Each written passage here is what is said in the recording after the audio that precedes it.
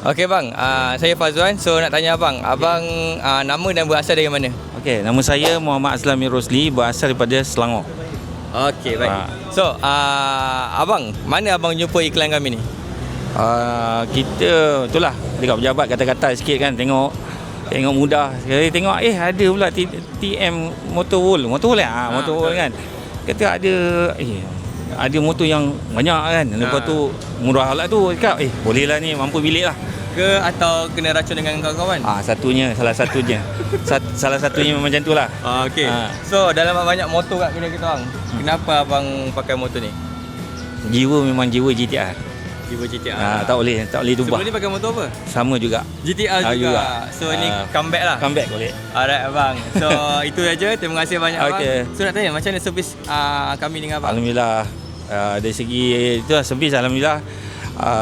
Kedai semua sama, tapi ada kelebihan, ada kekurangan. Tapi itulah, saya tengok kedai ni masih dari segi aksesori lah. Aksesori tu kena tambahkan lagi. Jadi ada satu room yang tu untuk aksesori berbagai motor. Tak payahlah nak tempah-tempah. Itu je. Okay, last. Okay. Dari segi servis saya pula macam mana? Ini champion. Ini champion. Monthly bulan ni dia champion. Banyak sale ni. Ya? Alright abang. Okay, itu saja. Terima kasih banyak bang. Okay. Alright.